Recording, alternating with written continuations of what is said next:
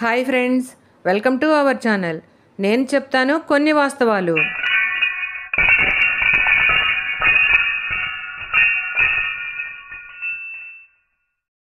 ఏపీలో లక్షల కోట్ల రూపాయల బెట్టింగ్లు ఎక్కడ చూసినా ఇదే ప్రస్తావన. ఏ పేపర్ చదివినా, ఏ ఇద్దరు మాట్లాడుకుంటున్నా దీని గురించి సంభాషణ.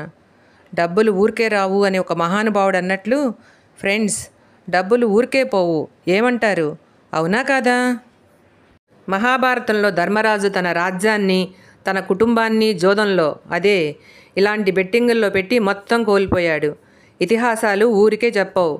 ధర్మరాజే తన రాజ్యాన్ని, తన పరివారాన్ని కోల్పోయినప్పుడు ఇక మనమెంత? ఒక్కసారి బెట్టింగుల గురించి ఆలోచించండి. ఈ మధ్య ఐపీఎల్ సీజన్లో చాలా కుటుంబాలు రోడ్డు మీద పడ్డాయి. మనకు ఇతిహాసాలు ఎంత చెప్తున్నా, ఎన్ని జీవిత సత్యాలు చూసినా మనం మారం. ఎందుకంటే డబ్బు మీద ఆశ. బెట్టింగ్ గెలిచినవాడు బానే ఉంటాడు, కానీ ఓడినవాడి పరిస్థితి ఏంటి?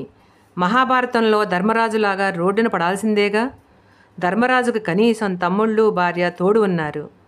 కానీ ఈ కలికాలంలో మనం రోడ్డు మీద పడితే చూసేవాళ్ళు ఉండరు కదా, కనీసం జాలి చూపేవాళ్ళు కూడా అసలే ఉండరు. వేణుస్వామి చెప్పాడని, లేదా ఆరామస్తాన్ చెప్పాడని, లేదా ఇంకా ఎవరో చెప్పారని వాళ్ళ మీద వీళ్ళ మీద బెట్టింగులకు పోతే పోయేది మన డబ్బే. రోడ్డు మీద పడేది మన కుటుంబమే కదా.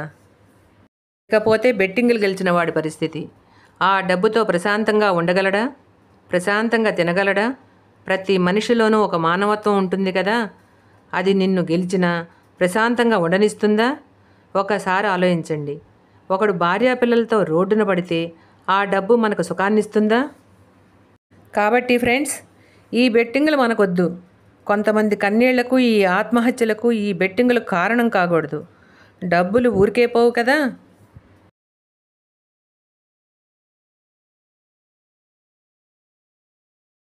This is from voice of పద్దు, సైనింగ్ ఆఫ్.